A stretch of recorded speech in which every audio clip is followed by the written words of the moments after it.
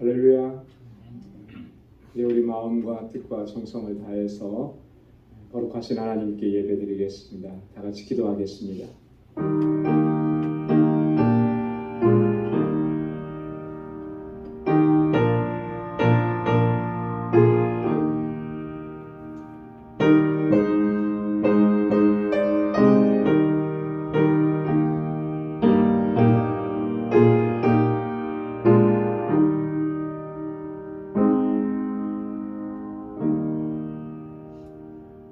여호와께서는 자기에게 간구하는 모든 자, 곧 진실하게 간구하는 모든 자에게 가까이 하시는도다.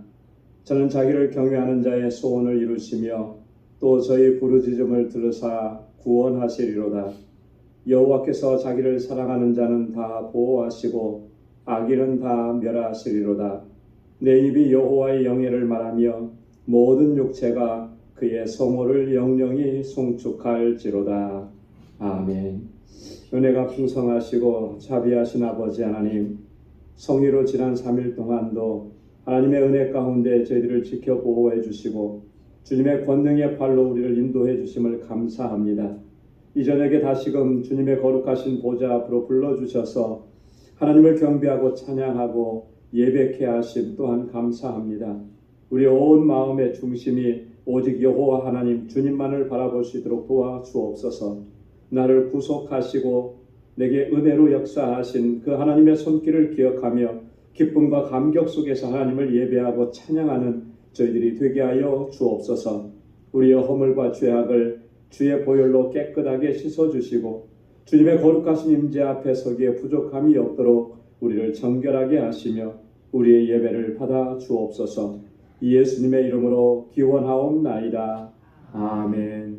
전능하사 천지를 만드신 하나님 아버지를 내가 믿사오며 그 외아들 우리 주 예수 그리스도를 믿사오니 이는 성령으로 잉태하사 동정녀 마리아에게 나시고 본디오 빌라도에게 고난을 받으사 십자가에 못 박혀 죽으시고 장사한 지 사흘 만에 죽은 자 가운데서 다시 살아나시며 하늘에 오르사 전능하신 하나님 우편에 앉아 계시다가 저리로서 산 자와 죽은 자를 심판하러 오시리라.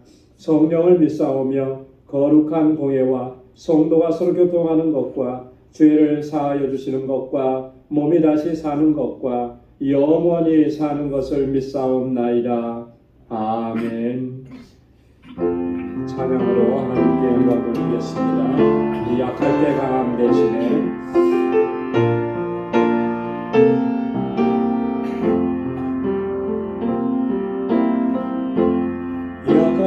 강함 대신에 나의 보배가 되신 주 나의 모든 것 주 안에 있는 보물을 나는 포기할 수 없네. 주 나의 모든 것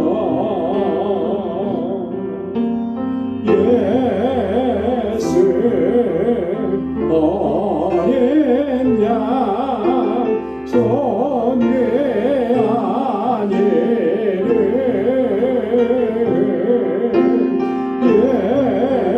예수 어린 양 존귀하니를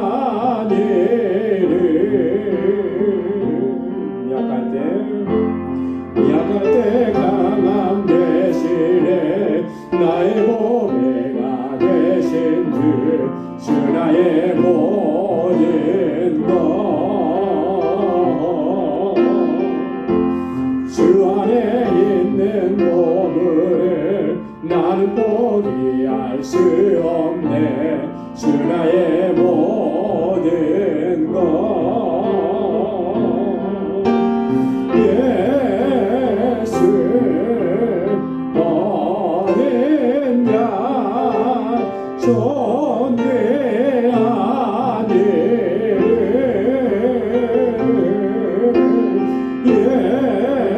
예수 어린 양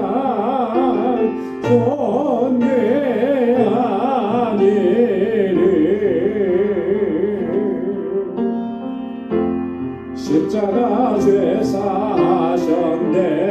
주님의 이름 찬양해 주 나의 모든 것 쓰러진 나를 세우고 나의 빈자를 채우네 주 나의 모든 것 십자가 죄사하셨네 주님의 이름 찬양해 주 나의 모든 것 쓰러진 나를 세우고 나의 빈자를 채우네 주 나의 모든 것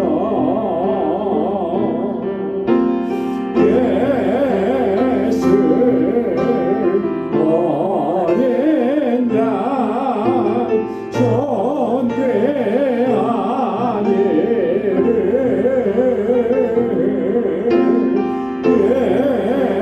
예수 어린 양 존귀한 이름 다시 한번 예수 어린 양 예수 어린 양 존귀한 이름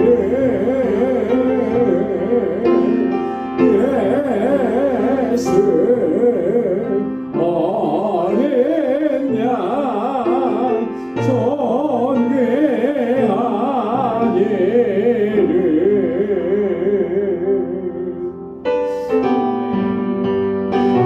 힘차게 찬양하겠습니다. 슬픈 마음 있는 사람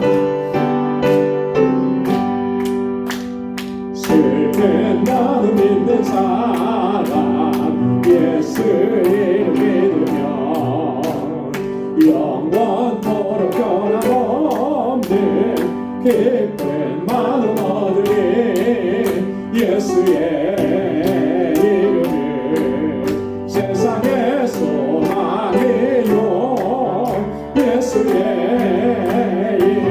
이름은 천국의 기쁨일세 거룩하신 주의 이름 너의 방패 삼아라 환난 시험 나갈 때에 주께 기도 드려라 예수의 이름은 세상의 소망이요 예수의 이름은 천국의 기쁨일세 존귀하신 주의 이름 우리 기쁨 내노라 주의 품에 안길 때에 기뻐 찬송 부르리 예수의 이름은 세상의 소망이요 예수의 이름은 천국의 기쁨일세 존귀하신 주의 이름 우리 기쁨 내노라 주의 품에 안길 때에 기뻐 찬송 부르리 예수의 이름은 세상의 소망이요 예수의 이름은 천국의 기쁨일세 우리 갈 길 나루에 보좌 앞에 나가 왕의 왕께 경배하며 열두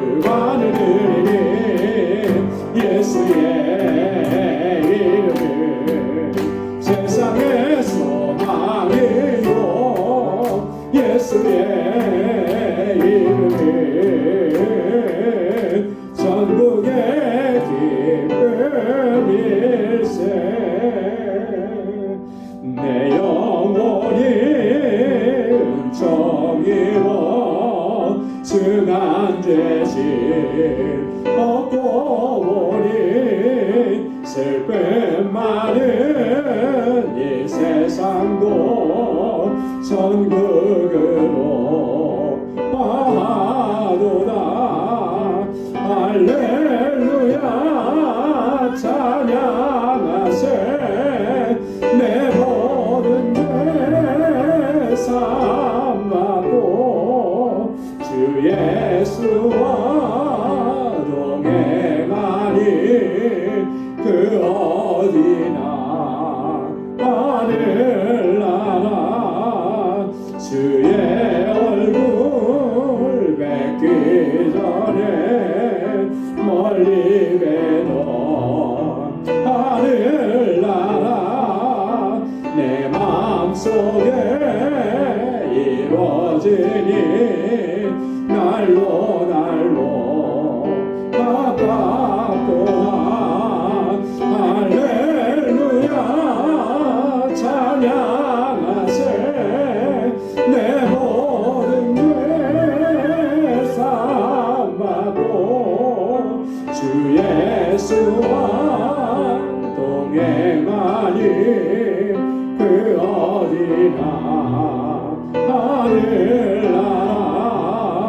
높은 산이 거친 들이 조막이나 궁궐이나 내 주 예수 모신 곳이 그 어디나 하늘나라. 할렐루야 찬양하세.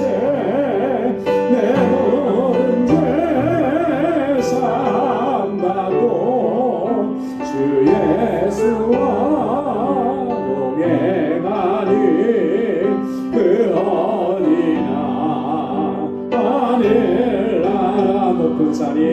높은 산이 거친 들이 조막이나 궁궐이나 내 주 예수 모신 곳이 그 어디나 하늘나라. 할렐루야 찬양하세. 내 모든 죄 사함받고 주 예수와 동행하니 그 어디나 하늘나라. 아멘. 주님과 동행하면 그 어디나 천국이요 그 어디나 하나님의 나라인 줄로 믿습니다. 우리 이 시간 다 같이 통성으로 기도하겠습니다. 우리 교회를 위해서 우리 방주교회가 정말 하나님께서 뜻하신 그러한 모든 일들을 온전히 이루어가는 믿음의 공동체가 되도록 또 우리 세워주신 주의 일꾼들 또 이번에 피택되신 11분의 피택자들을 위해서 우리 주일학교와 유스그룹과 EM을 위해서 우리 교사들과 전도사님 위해서 함께 기도해 주시고 우리 멕시코 단기 선교 하나님의 은혜로 잘 준비하고 또 선교에 하나님의 귀한 열매가 맺혀지도록 위해서 함께 기도해 주시고 우리 알라메다 방주교회 위해서 기도해 주시고 우리 IT와 또 니카라가 멕시코에서 사역하시는 우리 모든 선교사님들을 위해서 함께 기도해 주시기 바랍니다. 우리 환우들을 위해서 기도하겠습니다. 또 연로하신 어른들을 위해서 기도합니다. 우리 경제적인 어려움을 겪는 우리 교우들을 위해서 함께 기도해 주시고 또 이 시간 개인적인 기도 제목 하나님 앞에 아니고 특별히 우리 총회를 위해서 우리 마음을 같이서 함께 이 시간 다 같이 통성으로 기도하겠습니다. 하나님 아버지 주님의 은혜와 사랑을 감사합니다. 아버지께서 오늘 이 저녁에 또 은혜 주시고자 주의 거룩하신 보좌 주님의 임재 앞으로 불러주시니 감사합니다. 날마다 주님의 임재 가운데 살아가기를 소망합니다. 하나님의 얼굴을 구하며 주님 안에 더 가까이 나아갈 수 있는 저희들 되게 하여 주옵소서. 여전히 우리는 연약하여서 자주 넘어지고 쓰러지고 아버지의 뜻대로 순종하지 못하는 아버지 하나님 연약함이 있습니다. 주님 불쌍히 여겨 주옵소서. 주님의 강하신 발로 붙들어 주옵소서. 성령의 권능으로 붙잡아 주옵소서. 주님의 능력 안에서 행할 수 있도록 인도하여 주옵소서. 또 하나님 아버지 우리가 광주재단이 정말 하나님께서 기뻐하시는 믿음의 공동체를 웃고 있어서 이 세대 가운데 하나님의 뜻하신 일들을 온전히 이루어갈 수 있게 하시고 주님께로부터 받은 사랑으로 서로 사랑하고 아끼고 위로하고 경계하는 진정한 사랑의 공동체가 되게 하시고 이곳에서 천국을 경험하는 삶이 되도록 도와주옵소서. 하나님 세워주신 하나님의 귀한 종들에게 능력과 권능을 덧입혀 주옵소서. 아버지 하나님 정말 충성된 주의 종들이 되어 아버지 하나님 주님께서 맡겨주신 사명을 잘 감당하게 하시고 우리 사랑하는 성도들과 교회를 섬기기에 부족함이 없게 하여 주옵소서. 성령으로 충만하게 하시고 특별한 믿음을 허락하여 주옵소서. 이번에 아버지 부택되신 여러분의 하나님의 귀한 일꾼들에게 능력과 권능을 덧입혀 주시고 아버지 앞에 정말 충성스러운 종으로 세움을 입어 하나님 나라 위해서 아름답게 쓰임받는 종들이 되게 하여 주옵소서. 우리 여수력과 이엠과 아버지 주일학교를 기억해 주시고 정말 아버지 하나님 이 세대 가운데 믿음의 아들과 딸들로 아름답게 성장하게 하시고 하나님 놀라운 부의 역사를 허락하여 주옵소서. 이를 위해서 수고하고 해서 우리 교사들과 전도사님 능력의 장중에 붙들어 주옵소서. 하나님 아버지 단기 선교를 준비합니다. 하나님 이 선교 아버지 준비하는 모든 과정 가운데 하나님께서 일일이 간섭하여 주시고 역사하여 주시고 주님 주장하여 주셔서 준비하는 어려움이 없게 하시고 준비하는 모든 순간순간이 하나님의 은혜가 되도록 역사하여 주시고 우리 모든 19명의 선교단원들 하나님 성령으로 충만하게 하여 주시옵소서. 우리 알라메라 방주교회 아름답게 세워져서 그 지역의 영혼들을 구원하는 구원의 방주가 되게 하옵시고 아버지 하나님 우리 정덕수 선교단님 능력의 장중에 붙들어 주옵소서. 함께하는 동역자들 은혜 위에 은혜를 더하여 주옵소서. 니카라가의 임장수 선교사님 아버지 IT의 박창한 선교사님 아버지께서 강건하신 그 강건한 발로 붙들어 주셔서 귀한 사역의 아름다운 열매로 풍성함으로 도와주시옵소서. 우리 사랑하는 교우들 기억해 주시고 아버지 하나님 육신의 연약함으로 고통 중에 신음합니다. 주님의 손으로 만져 주시옵소서. 모든 염려와 근심 걱정 아버지 손에 의탁하며 주님께 맡겨드리는 귀한 신령들 되게 하시고 모든 믿음으로 승리케 하여 주옵소서. 이 시간 주님 앞에 가지고 나온 간절한 기도의 제목마다 하나님 선하신 응답을 허락하여 주옵소서. 특별히 우리 총회 위에 하나님 긍휼을 베풀어 주옵소서. 아버지 하나님 주님의 뜻대로 행할 수 있도록 도와주시고 주님 앞에 겸비하게 설 수 있도록 도와주시고 모든 갈등이 아버지 해소되게 하시고 겸비하게 설 수 있도록 도와주옵소서. 말씀 앞에 온전하게 설 수 있도록 인도하여 주옵소서. 하나님의 영광을 가리지 않도록 도와주시고 아버지 앞에 귀하게 쓰임받도록 인도하여 주시옵소서.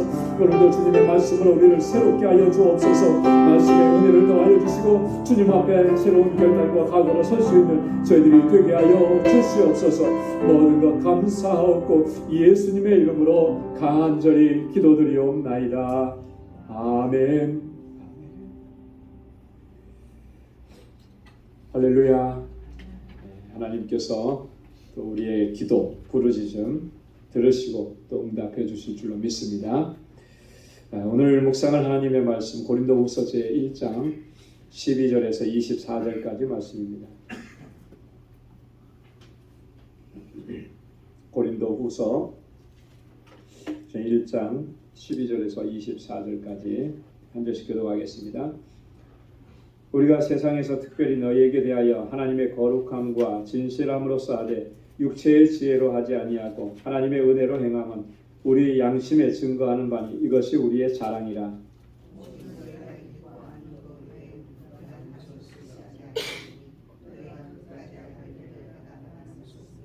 너희가 대강 우리를 아는 것 같이 우리 주 예수의 날에 너희가 우리의 자랑이 되고 우리가 너희의 자랑이 되는 것이라.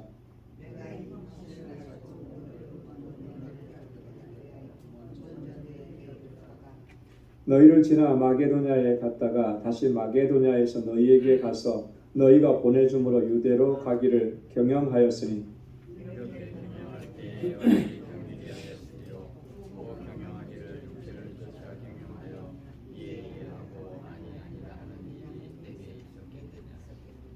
하나님은 미쁘시니라. 우리가 너희에게 한 말은 이해하고 아니라 함이 없노라.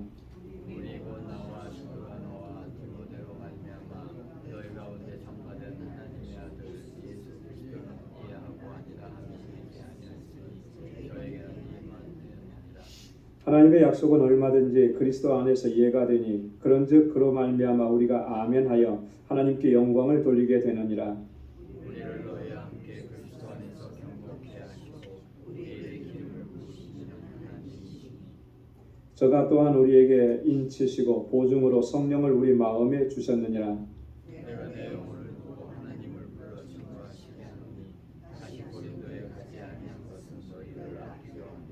함께요.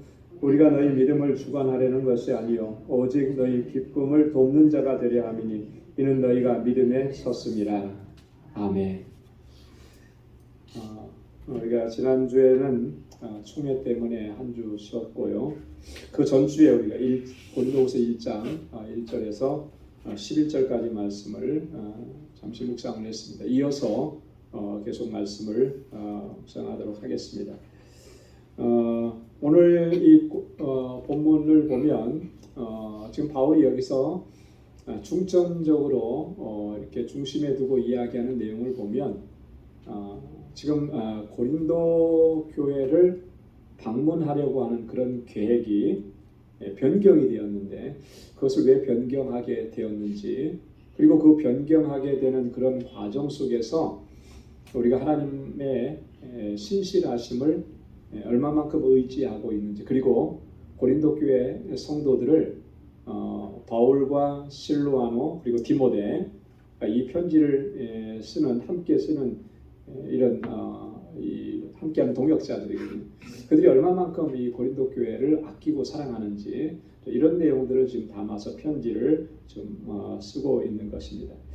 먼저 12절부터 14절까지는 바울이 자신을 어떤 측면에서 보면 변호합니다. 너희를 대하는 이 마음이 그냥 스쳐 지나가는 뭐 그런 정도가 아니고 너희를 향해서 내가 진심이다. 이제 이런 것을 이제 좀 이렇게 바울이 강조하면서 표현하는 거죠. 그리고 15절부터 24절까지는 고린도 교회 방문 계획을 변경하게 된 그런 이유에 대해서 이제 설명을 합니다.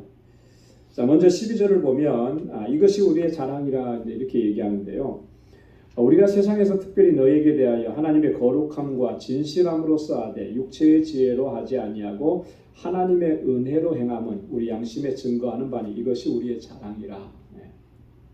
지금 바울이 우리의 양심에 증거하는 바대로 정말 거짓 없이 이렇게 얘기할 수 있다. 뭐냐면 너희를 대하는 것이 하나님의 거룩함과 진실함으로써 하는 것이다.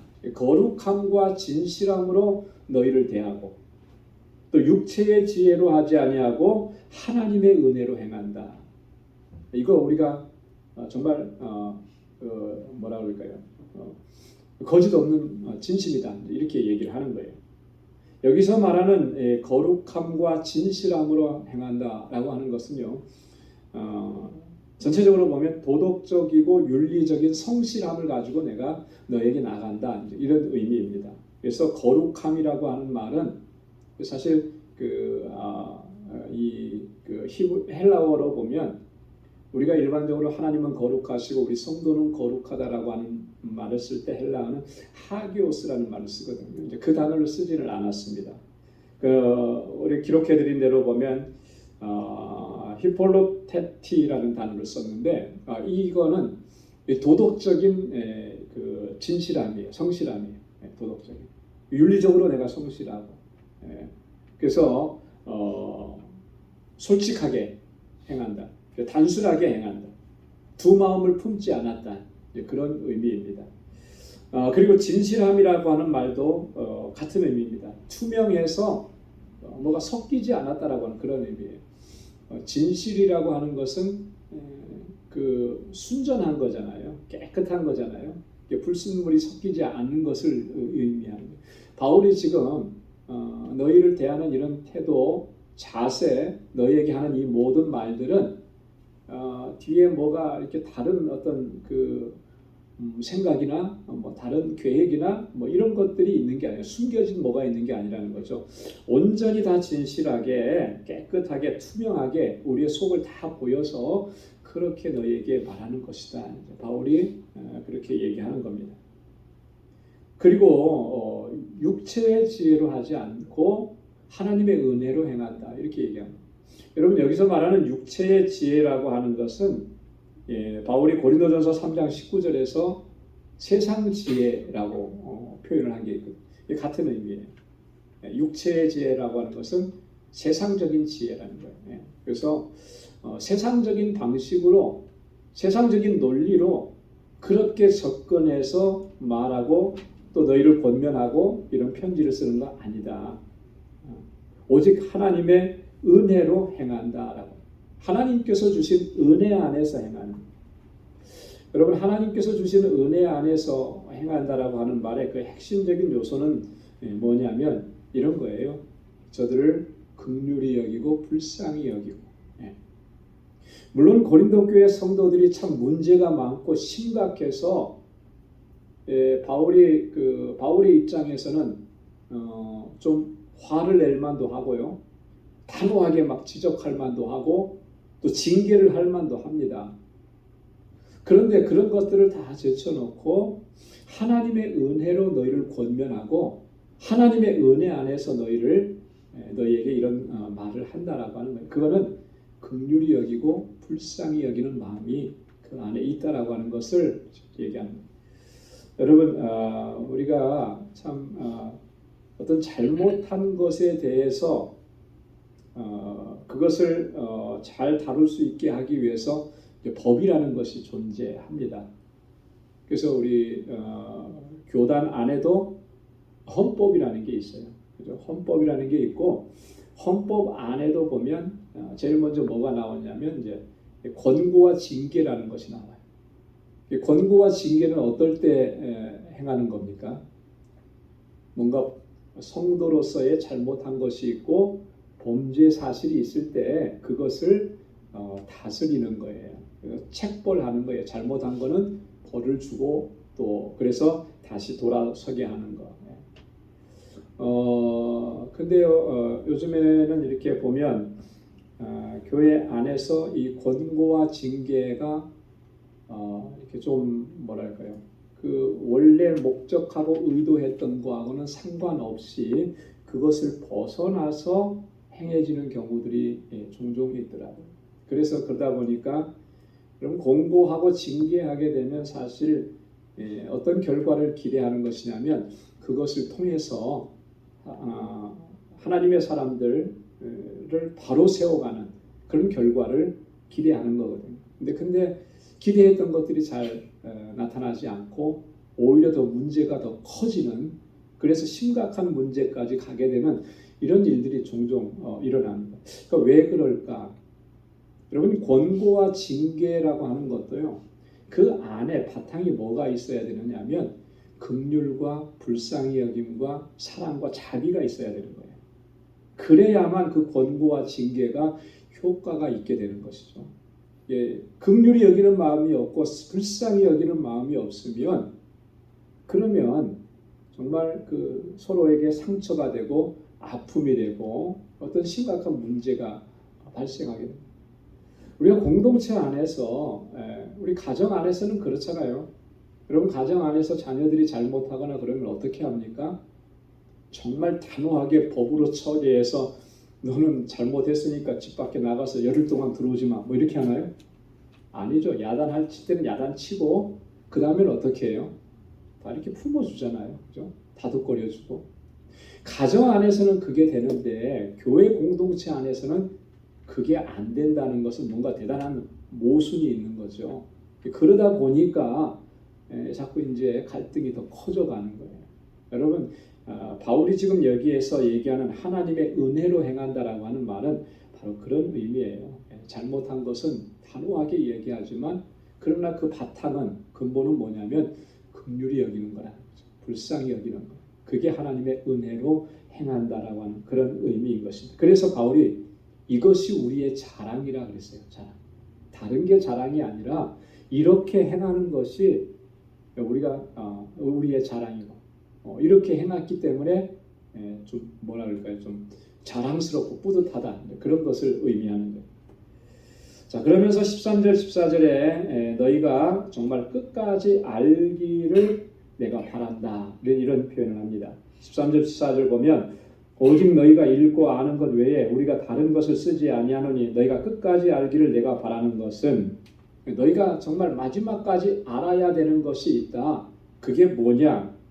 너희가 대강 우리를 아는 것 같이, 여기 대강 우리를 아는 것 같이라고 하는 것은요, 대충 안다 그러는 의미가 아니고 너희의 일부분만이 우리를 인정하는 것처럼. 고린도 교회 성도들이 다 많은데 그 중에 일부분만 지금 바울이 진실하게 바울과 실로아노 또 디모데가 진실하게 우리를 사랑하고 있구나. 그렇게 알고 인정하는 사람이 부분적이다라고 하는 그런 의미입니다. 자, 우리 주 예수의 날에 너희가 우리의 자랑이 되고 우리가 너희의 자랑이 되는 것. 이거 너희가 끝까지 알기를 원한다. 우리는 너희의 자랑이 되고 너희는 우리의 자랑이 되고 이게 무슨 말이겠습니까? 예수 그리스도의 날에 여러분 예수 그리스도의 날은 어떤 날이죠?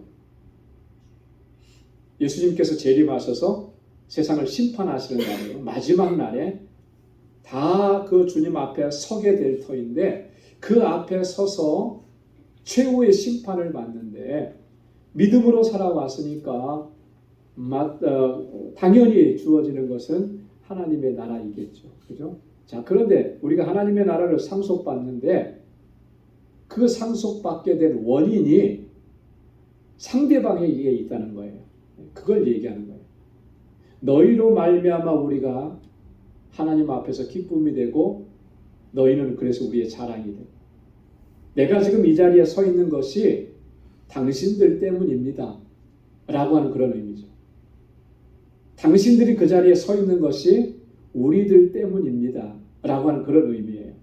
그렇지 않겠습니까? 바울이 복음을 증거함으로 인해서 고린도 교회 성도들이 예수 그리스도를 영접하고 믿음을 갖게 됐어요. 자, 그러니까 이 고린도 교회 성도들에게 바울은 굉장한 자랑이 되는 거죠. 반대로 바울이 열심히 복음을 증거하고 그렇게 해서 저들이 예수 믿고 구원받고 하나님의 자녀가 되었습니다. 그러니 저들이 구원받고 하나님의 자녀가 된 것이 얼마나 자랑스러워. 저들이 바울에게는 자랑이 되는 거예요.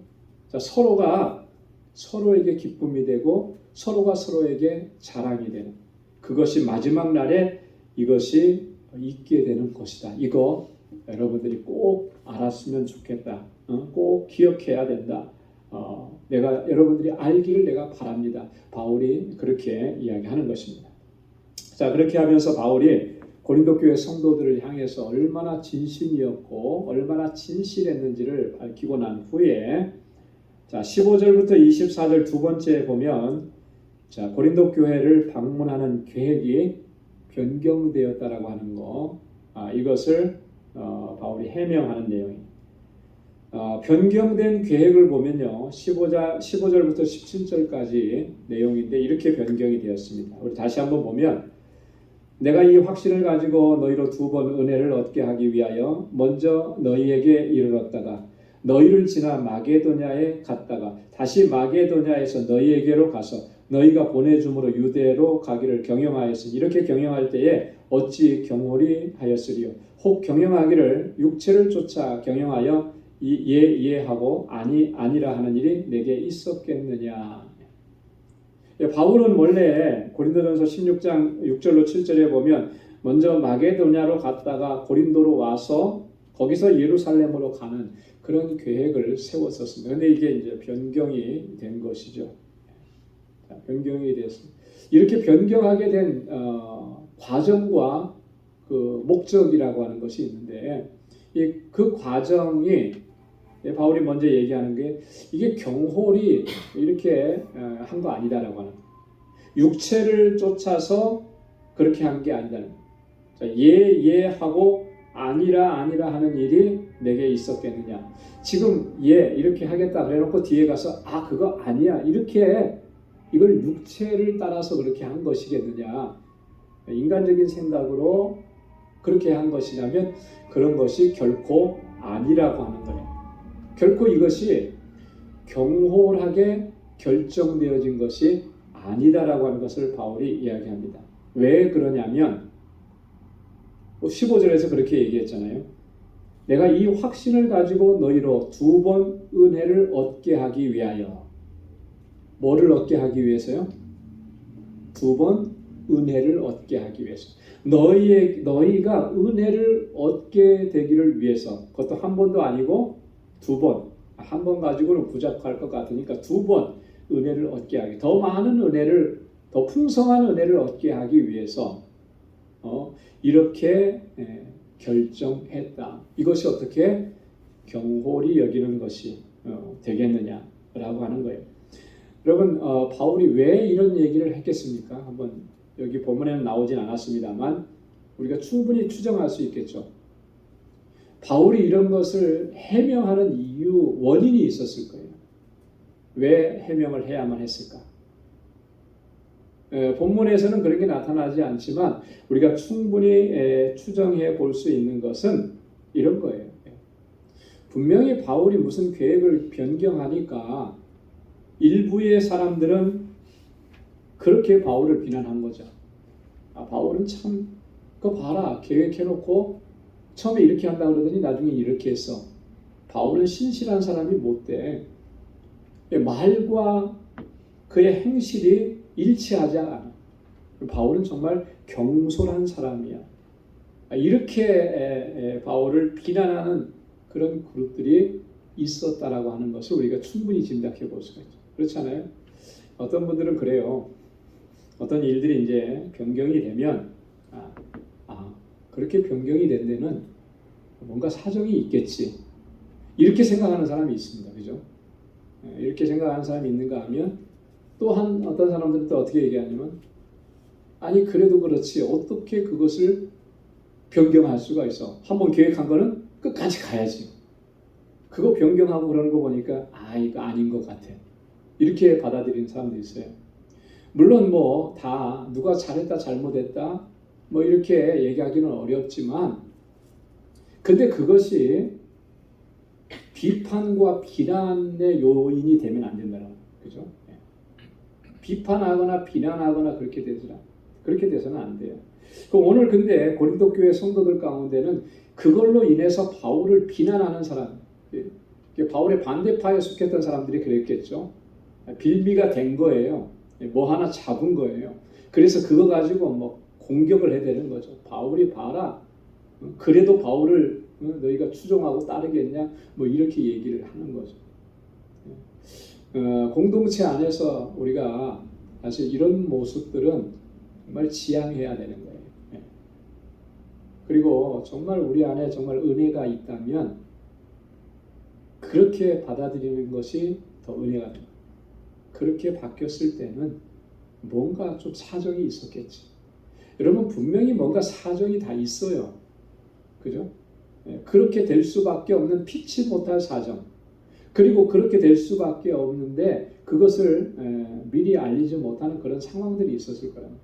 그런 것들을 우리가 미리 생각을 하고 좀 여유를 갖고 은혜롭게 받아들이는 그런 자세가 사실은 정말 필요한 거예요. 그렇지 않으면 정말 다툼이 되고 싸움이 되고 그래요. 그래서 바울이 그런 강조를 하는 겁니다. 이런 변경이 정말 이게 어떤 개인적인 생각이나 어떤 육체적인 그런 생각을 쫓아서 한 것이 아니다. 전적으로 이렇게 변경을 하게 된 것은 전적으로 고린도 교회 성도들을 위해서 그렇게 한 것이다라고 하는 것을 강조하는 거예요. 그래서 너희로 2번 은혜를 얻게 하기 위하여 이런 표현을 쓴 겁니다. 자, 고린도전서 16장 7절에 보면 바울이 이렇게 얘기한 적이 있습니다. 이제는 지나는 길에 너희 보기를 원치 아니하노니 이는 주께서 만일 허락하시면 얼마 동안 너희와 함께 유하기를 바람이라. 이게 바울의 본뜻이에요. 이제는 지나는 길에 너희를 보기를 원치 않는다. 이게 무슨 말입니까? 그냥 잠시 들렀다 가는 거, 그렇게 해서 얼굴이나 보고 인사나 한번 하고 안부나 묻고 그리고 가는 거, 그렇게 하기를 원치 않는다. 왜요? 이 고린도 교회에 대한 바울의 애착이, 사랑이 있으니까. 그래서 얼마 동안 너희와 함께 유하기를 원한다. 이런 목적들 때문에 계획이 변경되었다라고 하는 거죠. 자, 그 다음에 우리 계속해서 보면 18절에 바울의 이런 변경된 계획 안에는 하나님의 성실하심, 하나님의 신실하심, 그런 하나님의 역사하심이 그 안에 담겨져 있음을 바울이 이야기합니다. 그러면서 18절에 하나님은 미쁘시다 그랬어요. 그래서 우리가 너희에게 한 말은 예하고 아니라 함이 없노라. 하나님은 미쁘시다. 여러분, 미쁘시다라고 하는 말은 신실하시다라고 하는 그런 의미죠. 거짓이 없으시다. 그래서 믿을 수 있다라고 하는 그런 의미입니다. 바울이 지금 갑자기 하나님은 미쁘시다, 하나님의 신실하심을 이야기하는 거예요. 왜 이렇게 얘기를 하는가 하면 이 하나님의 신실하심을 근거로 해서 지금 자신이 고린도 교회 성도들에게 대하는 이 모든 것들은 정말 신실하게 행하고 있다라고 하는 것을 강조하고 입증하려고 하는 거예요. 신실하신 하나님은 예라고 했다가 아니라고 하시는 적이 없는 것처럼 하나님의 종인 자신도 그렇다라고 하는 것을 강조하는 것이죠. 여러분, 하나님은 어떠신 분입니까? 신실하신 분이시잖아요. 한번 약속하신 거 바꾸시는 법이 없고 변개치 않으시는 법. 우리가 반드시 우리가 하나님 앞에 정말 온전한 모습으로 서지 못한다 할지라도 하나님은 우리에게 맺어주신 그 약속, 언약하신 것들을 신실하게 성취하시고 이루어 가시는 거예요. 그렇게 성취하시고 이루어 가실 때 우리로 하여금 그 하나님의 언약을 누리고 수여받기에 합당하도록 우리를 바꾸어 가시는 거죠. 만들어 가시는 거예요. 그게 하나님의 신실하심이에요. 만약 우리를 그대로 두었다면 하나님과 우리와의 언약 관계는 파기될 수밖에 없어요. 그렇지 않습니까? 하나님은 우리에 대해서 신실하시지만 우리는 하나님께 대해서 신실하지 못하거든요. 자, 그 상태로 그대로 두면 그 언약은 깨진 거예요. 깨진 거. 양쪽이 다 신실해야만 그 언약이 성취가 되고 이루어지는 거 아니겠습니까? 근데 우리는 그렇지 못했거든요. 그렇지 못한 우리들을 우리의 일생을 두고 하나님은 우리를 만들어 가시는 거죠. 하나님의 신실한 백성으로. 그 속에는 하나님께서 언약하시고 약속하신 것을 받아서 누리기에 부족함이 없는 존재로 우리를 만들어 가시는 거예요. 이게 은혜인 것입니다. 여러분, 저와 여러분들 다 과정 중에 있는 거예요. 그죠? 다 이 땅에서 온전한 사람 아무도 없습니다. 다 과정 중에 있어요. 빚어지고 만들어지는 과정 중에. 어떤 사람은 좀 더 잘 만들어졌겠죠. 완성도가 한 90%. 어떤 사람은 이제 막 만들어지기 시작해서 완성도가 20%, 30%밖에 안 될 수 있어요. 그러나 그리스도 안에 있고 믿음 안에 있고 주님의 사랑 안에 있으면 그것은 사실 문제가 안 되는 거예요. 그건 문제가 안 돼요. 그런데 우리는 나는 90% 정도 만들어졌다고 생각하고 30% 정도밖에 만들어지지 않은 사람들을 보면서 자꾸 비난하고 정죄하고 비판하고 판단할 때가 많은데요. 이게 더 큰 잘못인 거예요. 그래서 비난을 멈춰야 되고 정죄를 멈춰야 돼요. 그러지 않으면 내가 하나님의 은혜에서 점점 멀어질 수 있는 거예요. 누군가를 비난하고 정죄하는 것이 우리를 영적으로 얼마나 피폐하게 만드는지 모릅니다. 나도 만들어지는 과정이 있고 그래서 그 과정 중에서 하나님의 은혜를 누리고 있고 그 사람도 그 과정 중에서 같은 은혜를 누리고 있는 거예요. 그래서 서로를 격려하고 위로하고 함께하고 우리 만들어져 가는 과정 속에 하나님의 신실하심이 역사하시는 거죠. 변치 않으심이 역사하시는 거예요. 마지막 완성될 때까지. 그래서 말라기 3장 6절에도 보면 나 여호와는 변혁지 아니하나니 그러므로 야곱의 자손들아 너희가 소멸되지 아니하느니라. 할렐루야. 이 얼마나 은혜가 되는 거죠. 그죠? 말라기 선지자는 언제 활동했던 선지자입니까? 이스라엘의 패망의 역사 끝에서 활동했던 선지자예요. 이미 벌써 이스라엘 백성들은요. 다 북왕국 이스라엘의 바벨론에 의해서 이렇게 다 이렇게 패망되고 멸망당한. 그래서 말라기 선지자 이후에 선지자들의 활동이 없었습니다. 하나님의 말씀이 더 이상 선지자들을 통해서 주어지지 않았어요. 그래서 말라기 선지자 이후로 세례 요한이 오기까지 그 기간을 신구약 중간기라고 얘기하는데 다른 말로는 그 시간을 암흑기라고 얘기해요. 왜? 하나님의 말씀이 더 이상 주어지지 않았으니까. 근데 그 말라기 선지자를 통해서 주신 하나님의 약속이 뭐예요? 나 여호와는 변이 없지 아니하는, 뭘 바꾸지 않는다는 거예요. 하나님의 언약, 약속을 깨뜨리지 않는다라고 하는 거예요. 너희가 소멸되지 아니하리라 이렇게 말씀합니다. 히브리서 13장 8절에도 보면 예수 그리스도는 어제나 오늘이나 영원토록 어떻게 하신다고요? 동일하시다 그랬습니다.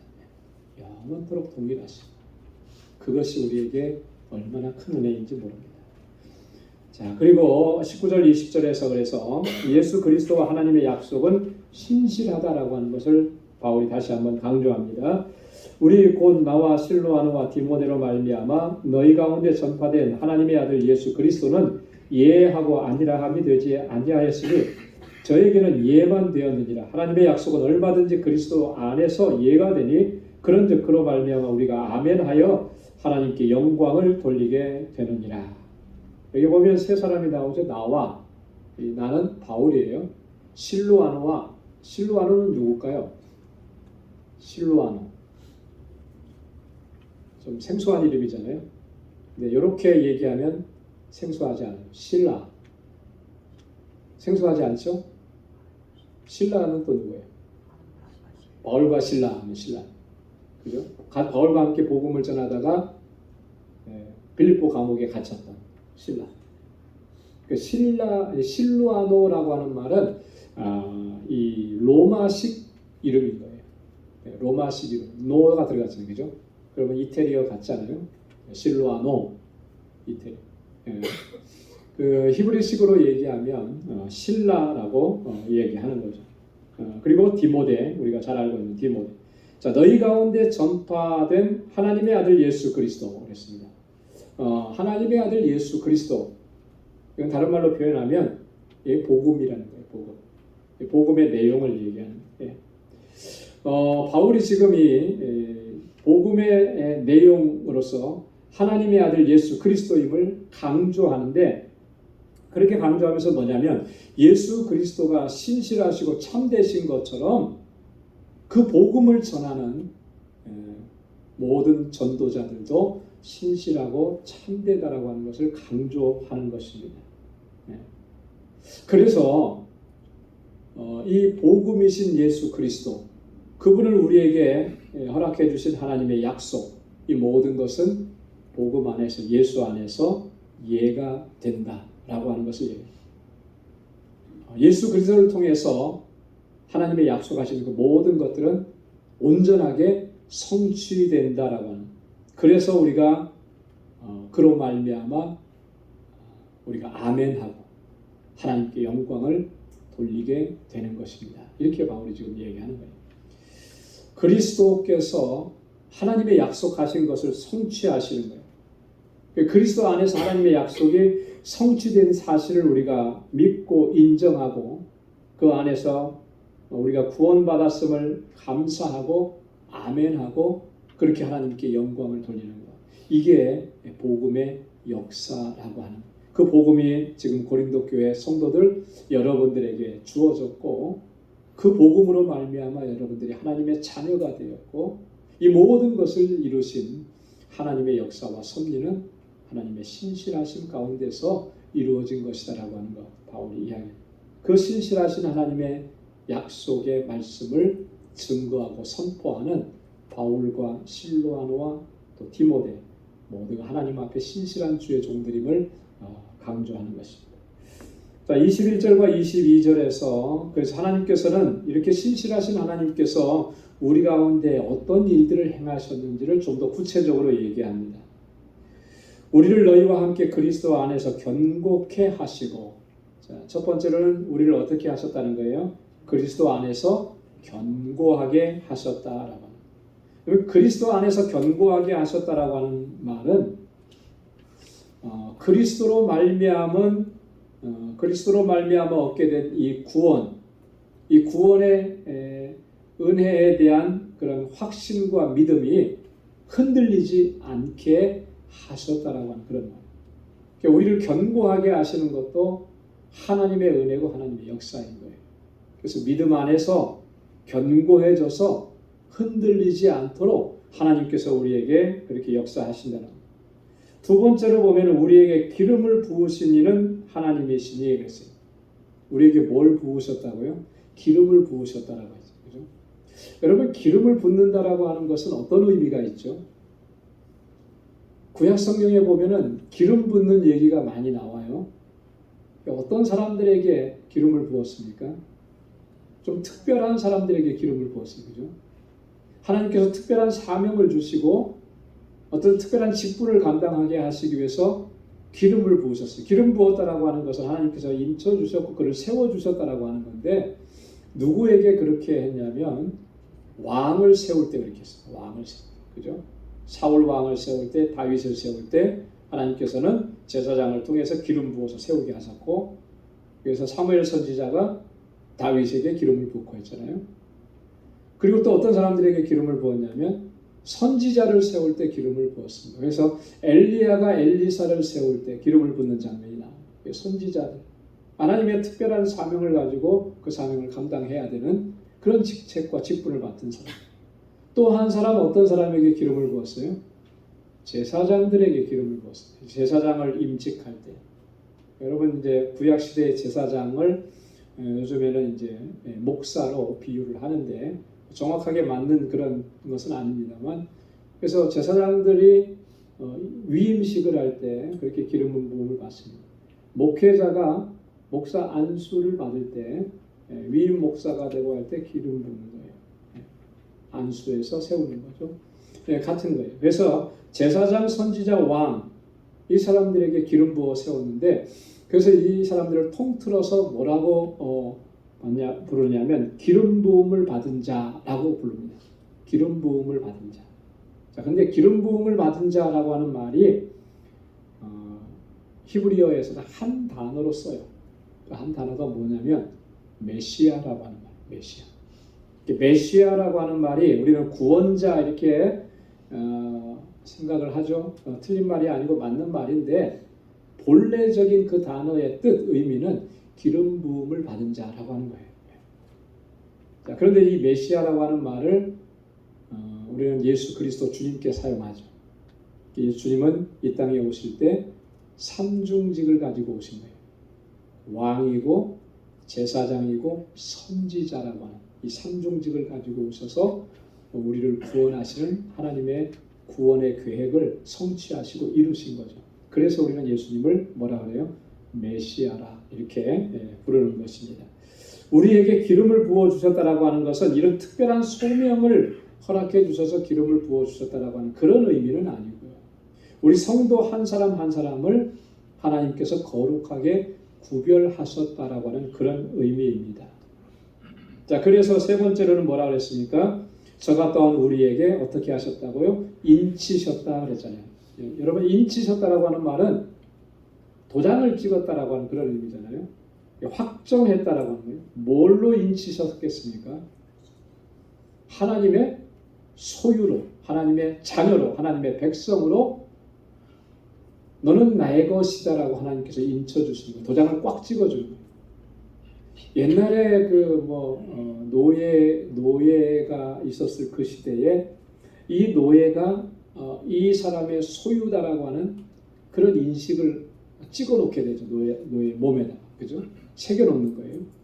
그러면 누가 봐도 이 사람은 이 주인의 소유인 거예요. 우리가 하나님 앞에 노예는 아니지만 하나님의 백성, 하나님의 자녀라고 하는 것을 하나님께서는 영적으로 우리에게 딱 인쳐주신 거예요. 그래서 어느 누구도 사단의 권세와 세력도 범하지 못하고 해하지 못하도록 하나님께서 천군과 천사로 하나님의 자녀들을 보호하시고 지켜주시는 거죠. 우리가 그런 존재들이라고 하는 거예요. 인치심이라고 하는 거예요. 하나님의 소유인 것. 보증으로 무엇을 주셨다 그랬습니까? 성령을 주셨다. 하나님의 사람들에게는 우리를 인치셨다라고 하는 보증이 되는 게 있는데 그게 뭐냐면 성령을 주신 거예요. 성령. 그래서 우리 하나님의 인치심을 받은 하나님의 백성들 심령 속에는 성령이 내주에 계시는 거죠. 성령이 내주. 그것이 우리가 하나님의 소유라고 하는 것을 증명하는 거예요. 성령이 우리 안에 거하시면 성령께서 주시는 능력과 지혜와 권능으로 행하게 되는 것이고요. 성령이 주시는 기쁨으로 충만해지게 되는 것이고, 이게 바로 하나님의 사람들이고요. 우리 가운데서 이런 일들을 하나님께서 이루신 겁니다.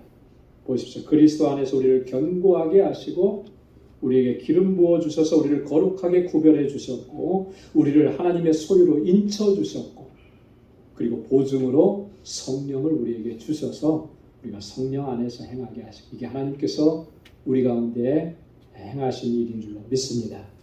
자, 마지막으로 23절, 24절에 바울이 지금까지 한 이 모든 것들이 정말 진실하다라고 하는 것, 하나님께서 증거하신다라고 아직 다시 한번 강조합니다. 내가 내 영혼을 두고 하나님을 불러 증거하시게 하노니 다시 고린도에 가지 아니한 것은 너희를 아끼려 함이라. 내 영혼을 두고 직역하면은 내 생명을 걸고 이렇게 표현합니다. 자신이 지금까지 한 모든 말들이 또 모든 행동들이 진실하다라고 하는 것을 강조하는 표현인 거죠. 거기에 더해서 하나님을 불러 증거하시게 한다. 하나님께서 내 증인이 되신다. 그런 의미입니다. 그래서 바울이 보면요, 바울 서신서에 종종 이런 표현들이 많이 나와요. 바울이 정말 그 자신의 진실함과 이것들을 강조하기 위해서 하나님께서 나의 증인이 되신다. 이런 표현이 바울 서신서에 종종 나옵니다. 거기에 두 가지만 좀 뽑아보면 빌립보서 1장 8절에도 그거예요. 내가 예수 그리스도의 심장으로 너희 무리를 어떻게 사모하는지 하나님이 내 증인이시니라. 하나님이 내 증인이시라. 데살로니가전서 2장 5절에 보면 너희도 알거니와 우리가 아무 때에도 아첨의 말이냐 탐심의 탈을 쓰지 아니한 것을 하나님이 증거하시느니라. 여러분, 하나님이 증인이 되신다. 하나님이 내 증인이시고 하나님께서 나를 증거해 주신다. 이렇게 바울이 이야기하는 모습을 보면 그가 정말 하나님과 어떤 관계 안에 있는지를 충분히 짐작해 볼 수가 있죠. 그죠? 여러분, 하나님과의 관계가 설렁설렁하고 대충대충인데 이런 표현을 쓸 수가 있겠습니까? 그건 하나님과의 관계가 설렁설렁한데 이런 표현을 쓰면 그거는 하나님을 모독하는 거죠. 그죠? 그렇지 않은 것을 그렇다고 거짓하는 거죠. 하나님께서는 증인이 되어 주실 전혀 마음이 없는데 우리가 스스로 그렇게 얘기하는 거예요. 이게 얼마나 어처구니 없는 일이겠어요. 그래서 어쩌면 우리는 바울이 했던 말처럼 하나님이 내 증인이 되셔 이런 말을 하지 못하는지도 모르겠어요. 우리가 하나님과의 관계를 좀 더 친밀하게, 더 가깝게, 더 진실하게 그렇게 하나님과의 관계를 세워가고 또 그래서 하나님의 주시는 은혜와 능력 안에서 승리하는 삶을 살아갈 수 있기를 소망합니다. 바울이 또 여기서 얘기합니다. 내가 다시 고린도에 가지 않는 거 너희를 아낀다. 왜 아끼겠습니까? 만약 지금 고린도에 가게 된다면 아마도 바울이 그들에게 나아갈 때 좋은 마음으로 부드러운 마음으로 나가기가 쉽지 않다라고 하는 그런 의미예요. 그래서 고린도전서 4장 21절에 보면 바울이 이렇게 말한 적이 있습니다. 너희가 무엇을 원하느냐? 내가 매를 가지고 너희에게 나아가랴 사랑과 온유한 마음으로 나아가. 매를 가지고 나갈 수도 있다.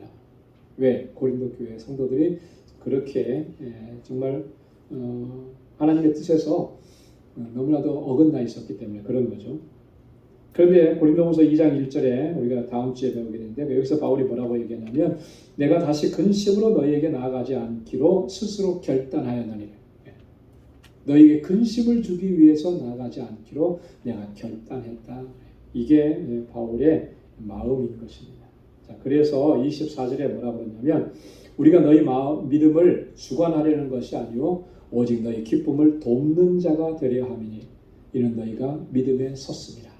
이제 고린도 교회 성도들을 도와주려고 하는 그 마음이 우리에게 그게 우리의 본심이다 얘기하는 거예요. 너희 믿음을 주관해서 뭐 이렇게 하고 저렇게 하고 뭐 이렇게 조종하려고 하는 그런 게 아니다라고 하는 거예요. 너희의 기쁨을 돕는 자가 되기를 원한다. 이 기쁨이라고 하는 게 어떤 기쁨이겠습니까?